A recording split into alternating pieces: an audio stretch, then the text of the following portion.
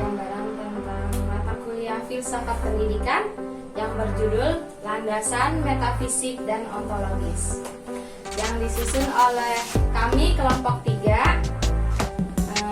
Saya Supriyanti sebagai moderator dan sekaligus merangkap operator, dan teman saya Ibu Mas Tuka sebagai pemateri, dan satunya lagi Ibu Tuti Alalia sebagai pemateri dan notulen.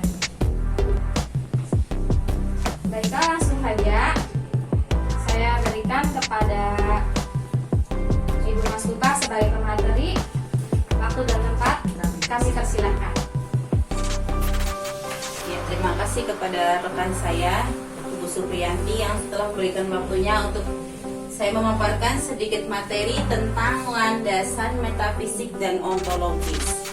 Nah, sebelum kita mulai ke materi, di sini saya akan membacakan tujuannya penuliskan makalah ini, yaitu untuk memberikan informasi dan pemahaman tentang ontologi.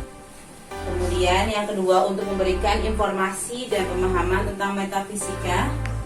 Ketiga, untuk memberikan informasi dan pemahaman tentang adanya keterkaitan antara ontologi dan metafisika. Ya, next. Baiklah, pembahasan yang pertama yaitu tentang ontologi. Sebelum kita bahas, kita akan mengenal dulu ontologi berasal dari bahasa Inggris.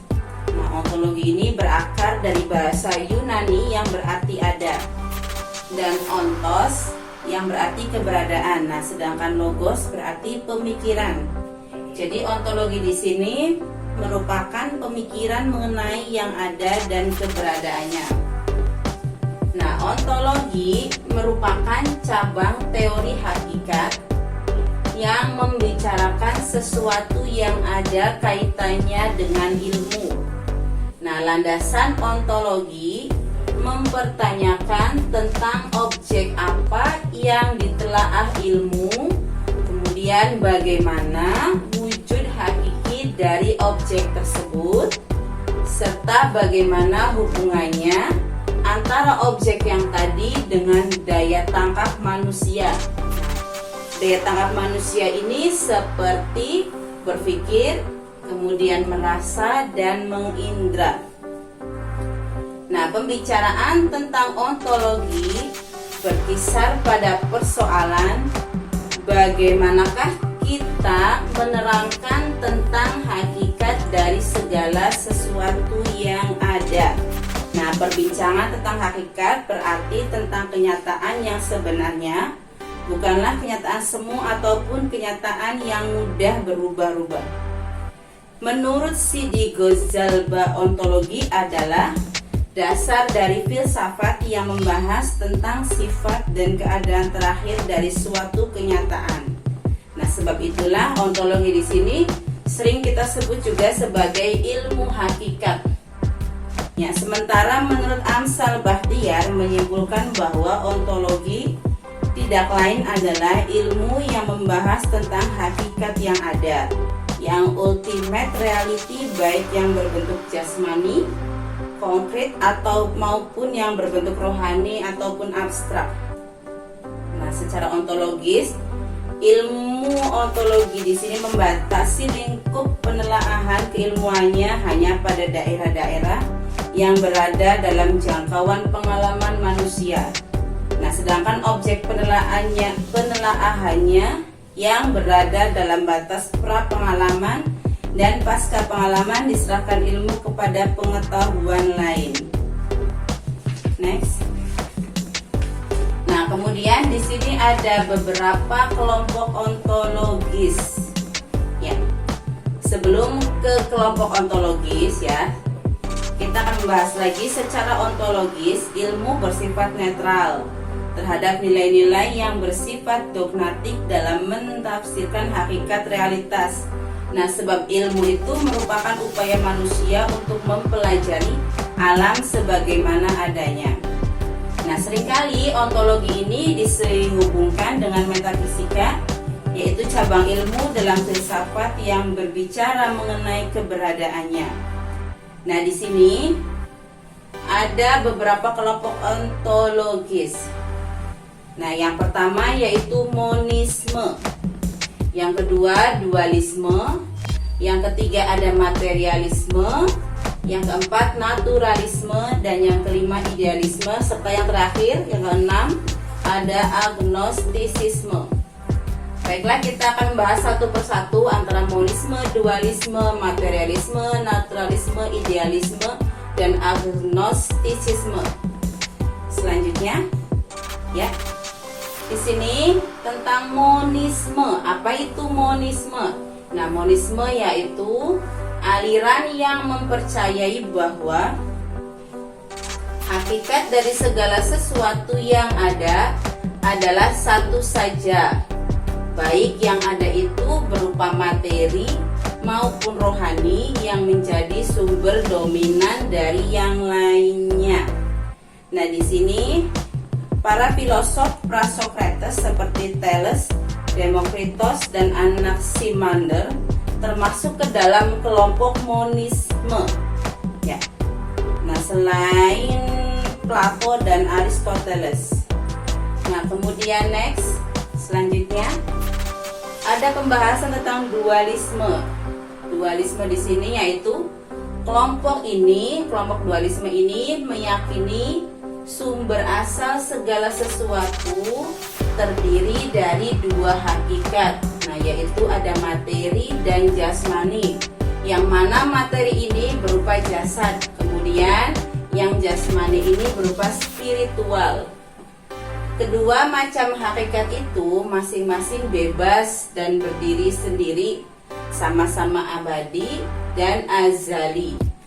Nah, perhubungan antara keduanya itulah yang menciptakan kehidupan dalam alam ini. Ya, contoh yang paling jelas tentang adanya kerjasama kedua hakikat ini ialah dalam diri manusia itu sendiri. Descartes adalah contoh filosof dualis dengan istilah dunia kesadaran yang berupa rohani dan dunia ruang yang berupa kebendaan. Selanjutnya,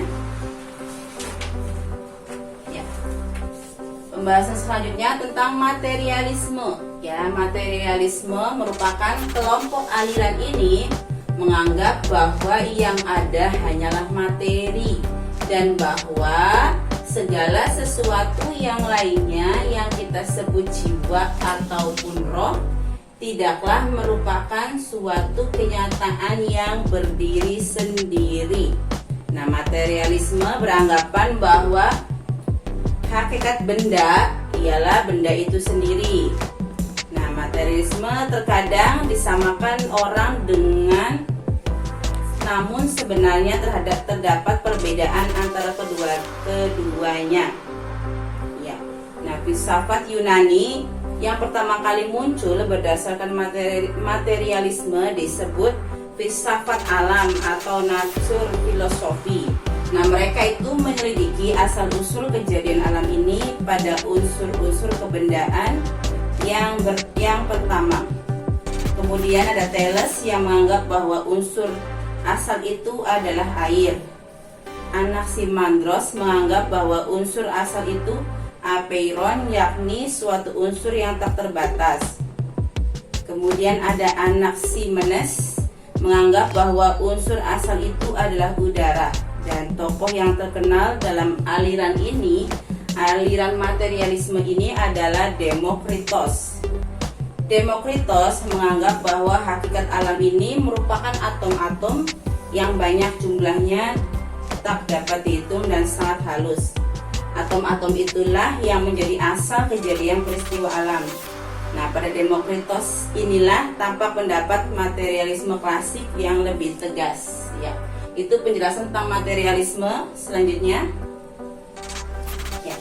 Selanjutnya ada naturalisme. Nah, naturalisme ini merupakan kelompok aliran filsafat yang menganggap bahwa alam saja yang ada, yang lainnya di luar alam dan tidak ada. Nah, sedangkan yang dimaksud dengan alam di sini yaitu natural, segala yang meliputi benda dan roh.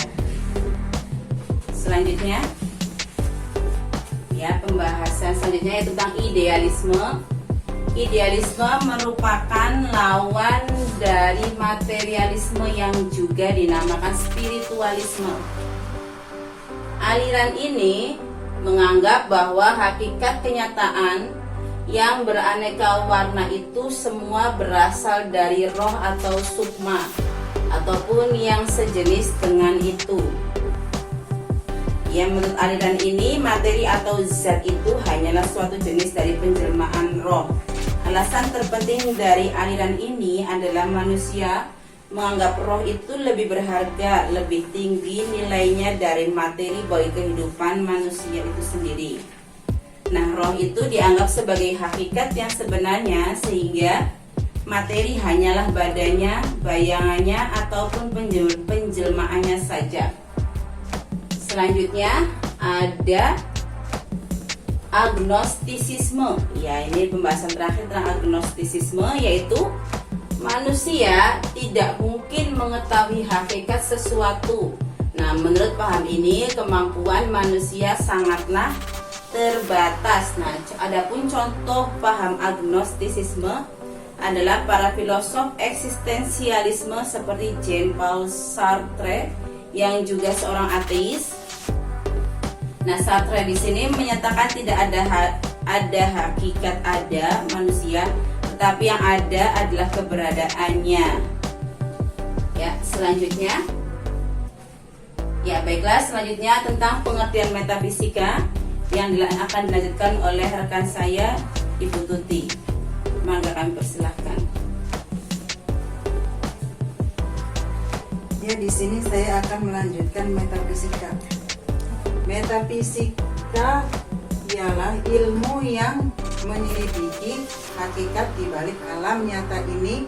Metafisika dapat dikatakan sebuah usaha sistematis dalam mencari hal yang ada di belakang hal-hal yang fisik dan bersifat partikular atau kebendaan.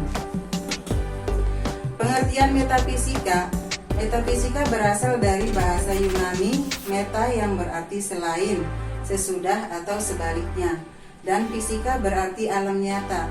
Jadi metafisika merupakan ilmu yang menyelidiki hakikat di balik alam nyata ini. Teori tentang hakikat keberadaan zat, tentang hakikat serta pikiran, serta kaitan antara zat dan pikiran. Sehingga metafisika merupakan ilmu mengenai yang ada yang bersifat universal. Aliran-aliran metafisika. Momoisme, aliran yang mengemukakan unsur pokok segala yang ada ini adalah satu. Dualisme, aliran yang berpendirian unsur pokok segala yang ada ini dua, yaitu materi dan rohani. Pluralisme, berpendapat unsur pokok hakikat yang ada ini adalah banyak. Secara umum, metafisika dibagi menjadi dua, yaitu metafisika umum atau ontologi dan metafisika khusus atau kosmologi. Metafisika juga diartikan sebagai usaha untuk merumuskan suatu sistem pemikiran-pemikiran umum yang bersifat koheren, logis, dan pasti atas dasar mana setiap unsur pengalaman dapat diterangkan. Tujuan dari metafisika sendiri adalah mengkoordinasikan ungkapan-ungkapan pengalaman manusia dewasa ini dalam perbincangan umum, dalam lembaga-lembaga sosial, kegiatan-kegiatan, prinsip-prinsip yang mendasari macam-macam ilmu dengan mencoba menerangi unsur-unsur selaras dan membujuk hal-hal yang tidak sesuai satu sama lain. Persoalannya adalah menyelidiki hakikat dari segala sesuatu yang berasal dari alam nyata dengan tidak terbatas pada apa yang dapat ditangkap oleh panca indera saja. Ilmu metafisika sering disebut juga ontologi, yaitu ilmu hakikat atau ilmu tentang yang ada. 2. Aliran metafisika. Kesimpulan aja. Next. Berapa? Baiklah, setelah kita membahas ontologi dan metafisika, di sini bisa kita tarik kesimpulannya. Ontologi di sini terkait dengan ilmu metafisika. Mengapa? Nah, karena ontologi membahas hakikat yang ada. Kemudian pada suatu pembahasan, metafisika merupakan bagian dari ontologi, tetapi pada pembahasan lain, ontologi merupakan salah satu dimensi saja dari metafisika. Nah, oleh karena itu, metafisika dan ontologi merupakan dua hal yang saling terkaitkan. Yes, sekian saja pembahasan dari kami tentang makalah filsafat pendidikan landasan metafisik dan ontologi. Ya. Baiklah, terima kasih kepada teman saya yang sudah memberikan materi tentang metafisik dan landasan metafisik dan ontologis. Langsung saya kurang dan lebihnya saya mohon maaf. Kami mohon maaf sebesar-besarnya. Mudah-mudahan bermanfaat dan memberikan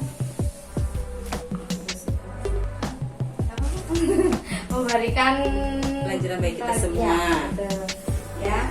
Wabillahi taufiq wal hidayah. Wassalamualaikum Waalaikumsalam warahmatullahi wabarakatuh.